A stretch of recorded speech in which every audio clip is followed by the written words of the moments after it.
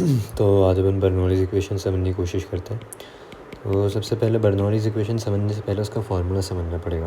उसका फार्मूला कहता है P plus half rho v square plus z equals to constant. यहाँ पे P आपका स्टैटिक प्रेशर है, उसके बाद में स्टैटिक प्रेशर, उसके बाद में D आपका डेंसिटी है, V आपका वेलोसिटी है और z आपका हाइट है, या फिर जिसको तुम z की जगह पे रो जी एच भी बोल सकते हैं, रो जी एच, जिसको मैंने मेरा पोटेंशियल एनर्जी का नाम दे दिया।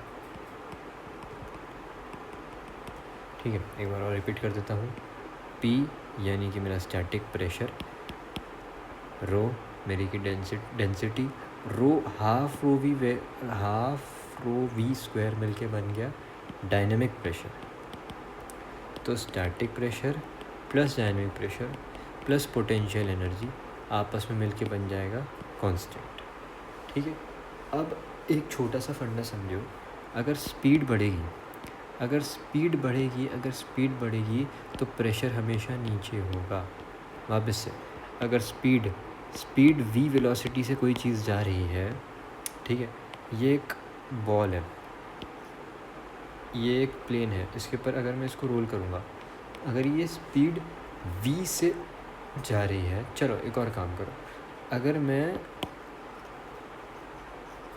ये बॉल को ऐसा भेजूँ, अगर मैं बॉल को इस डायरेक्शन में ऊपर की तरफ भेजूँगा p प्रेशर से, या चलो p प्रेशर क्या, v वेलोसिटी से, तो ये सच जाहिर बात है कि p प्रेशर गिरेगा। क्यों गिरेगा? इसको कांस्टेंट रखने के लिए। वापस से, अगर ये ऊपर जा रही है तो प्रेशर गिरेगा, इसकी वेलोसिटी को कांस्टेंट रखने के लिए, उसके बिना ये चीज़ पॉसिबल ही नहीं है। इसका एक छोटा सा अच्छा सा एग्जांपल देता हूँ। जैसे कि ये एक क्लासरूम है या क्लासरूम का कॉरिडोर है, यहाँ बहुत भीड़ है, ठीक है, और इनके बीच में यहाँ पे तुम हो। अब तुम्हें यहाँ से यहाँ तक जाना है। अब तुम्हारे पास दो ऑप्शन है, या तो तुम एकदम धीरे धीरे जाओ। अगर तुम धीरे धीरे जाओगे तो क्या होगा, तुम इससे टकराओगे, करते करते जाओगे, यानी कि तुम्हारा प्रेशर धीरे धीरे कम होता जाएगा। इंटरनल प्रेशर के कारण जो तुम्हारी ओवरऑल वेलोसिटी है वो क्या हो जाएगी, कम हो जाएगी। वहीं पे अगर तुम खट एकदम लाइटिंग स्पीड से निकल गए तो क्या होगा, कोई तुम्हें व्यक्ति छू ही नहीं पाएगा। यानी कि जो प्रेशर है, नंबर ऑफ़ पीपल जो तुम्हें छू रहे थे वो कितना हो जाएगा, ज़ीरो तो नहीं, लेकिन नंबर ऑफ़ पीपल तुम्हें छू रहे थे वो बहुत कम हो जाएगा। वापस से सुनो, अगर तुम धीरे धीरे जाओगे तो तुम्हें ढेर सारे लोग टच करेंगे, यानी कि तुम्हारा प्रेशर बढ़ा हुआ रहेगा। ठीक है, स्पीड तो स्लो है, वेलोसिटी स्लो है, लेकिन प्रेशर तुम्हारा ज़्यादा रहेगा। वहीं पे अगर तुम खट्ट से निकल गए, एकदम रॉकेट जैसे निकल गए, तो जो नंबर ऑफ़ पीपल तुम्हें, यानी कि नंबर ऑफ़ प्रेशर जो टच होगा वो कम होगा। आया समझ? उम्मीद है आया होगा समझ। थोड़ा सा और आगे बढ़ते हैं। एक वेंचुरी ट्यूब का एग्जांपल लेते हैं।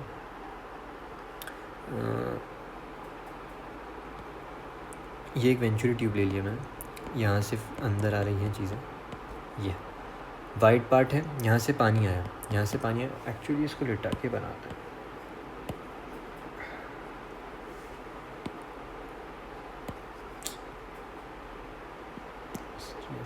यार क्या हो रहा है,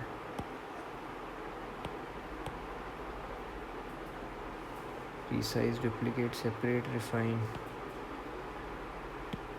छोड़, एक ये यहाँ से मेरा फ्लूइड अंदर जा रहा है। अब ये वाइड पार्ट है, ठीक है, ये वाइड पार्ट है, ये पूरा ज़्यादा वाइड जिसको बोलते हैं चौड़ा, ठीक है। तो जो वाइड वाला पार्ट है, यहाँ से पानी स्लो आ रहा है, वेलोसिटी स्लो है, लेकिन प्रेशर फुल है। वापस से, वेलोसिटी स्लो है, प्रेशर फुल है। और ये जो पतला पार्ट है, यहाँ पे वेलोसिटी ज़्यादा है लेकिन प्रेशर कम है। अब भी जो लोग नहीं समझ पा रहे हैं प्रेशर कम है, उसका मैं कारण बताता हूँ। यहाँ पे इंटरनल ड्रैग क्रिएट होगा। इंटरनल ड्रैग क्रिएट होने के कारण छोटा रास्ता है तो ज़्यादा लोग होंगे। अगर 10 बाय 10 के कमरे में 10 लोग हैं तो बहुत छोटा होगा। वहीं पे अगर 100 बाय 100 के कमरे में 10 लोग हैं तो बहुत बड़ा कमरा होगा। अगर तुम्हें 100/100 के कमरे में से निकलना है तो तुम्हें निकल तो तुम चलो, जो स्पीड से निकलोगे सो निकलोगे, लेकिन अगर कोविड का समय है तो तुम्हें कोविड लगने के चांसेस ज़्यादा हैं। वहीं पे 100/100 के में से तुम निकलोगे तो कम स्पीड से, लेकिन कोविड लगने के चांस तुम्हें कम रहेंगे। थोड़ा सा कन्फ्यूजिंग है समझने के लिए, लेकिन एक बार आपको समझ में आ गया तो जग जाहिर सी बात है, दुनिया भर का सब चीज़ छोड़ो, अगर वेलोसिटी बढ़ेगी प्रेशर घटेगा। बर्नौलीज़ थ्योरम सीधी सट्ट बात कहता है, यहाँ भी देख लो, अगर वेलोसिटी मेरी बढ़ेगी तो प्रेशर मेरा घटेगा। इसको बैलेंस करने के लिए अब मेरे को एक कांस्टेंट लगाना पड़ा है। ठीक है, इसका एक और एग्जांपल देखो, ये थोड़ा सा अच्छा डिटेल एग्जांपल है, इसको ध्यान से समझने की कोशिश कर लो।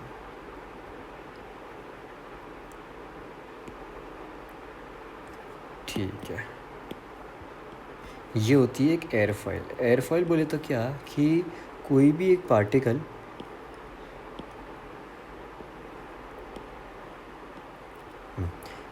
पार्टिकल जो हवा के अंदर प्रेजेंट है, तो हवा किस तरीके से उसके ऊपर रिएक्ट करेगी, अपन उसके बारे में बात कर रहे हैं। ठीक है, तो सबसे पहले ये वाले हिस्से को मैं टॉप विंग बोलूँगा, टॉप ऑफ विंग, और मैं इसको बॉटम ऑफ विंग बोलूँगा। इसमें खेल समझना, एक्चुअली ये शेप की थोड़ी सी दिक्कत है, ये शेप थोड़ा सा ज़्यादा सिमेट्रिकल है। वहीं पे अगर मैं कुछ ऐसा शेप बनाता हूँ,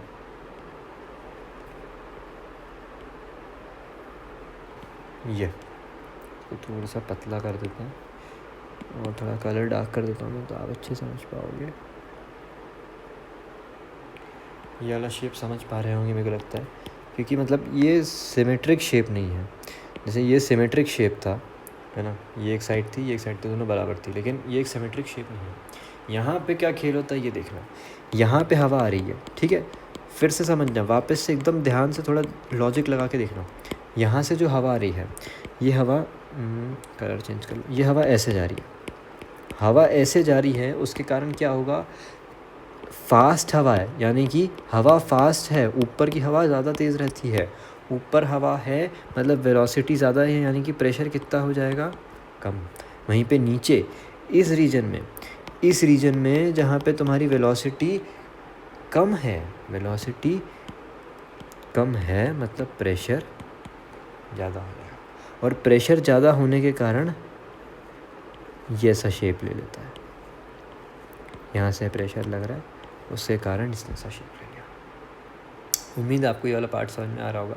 क्या होता है, हाई प्रेशर जो नीचे होता है, ये प्लेन को ऊपर उठाता है, नीचे से यहाँ से हवाई, यहाँ जो एटमॉस्फेरिक प्रेशर उसको कंपनसेट करने के लिए, कांस्टेंट है ना, उसको कंपनसेट बैलेंस तो करना पड़ेगा, तो बैलेंस करने के लिए ये जो ऊपर की तरफ फोर्स लगाता है, हाई प्रेशर की फोर्स लगाता है, हाई प्रेशर का खेल है पूरा, हाई प्रेशर की फोर्स लगाता है, इसके कारण ये ऊपर उठ जाता है। उम्मीद है आपको ये इतना पार्ट समझ में आया। ठीक है, ये चीज़ हो गई बर्नौलीज़ थ्योरम क्या होता है। और बर्नौलीज़ थ्योरम पूरी राम कथा सुना दी, लेकिन राम कौन था बताना भूल गया। तो बर्नौलीज़ थ्योरम 4 उसके असम्पशन रहते हैं। आपने IS का नाम सुना होगा, लेकिन मैं यहाँ पे ISII की बात कर रहा हूँ।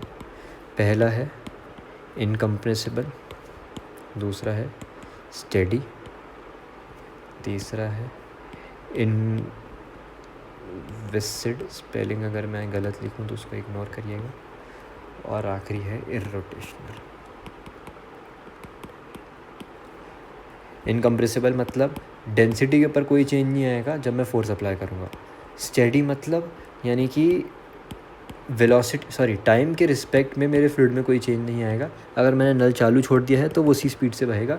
हाँ, 10-20 घंटे तक नहीं, टंकी खाली हो जाएगी, लेकिन हाँ 10 सेकंड 20 सेकंड में मेरे हिसाब से कोई फ़र्क नहीं पड़ेगा।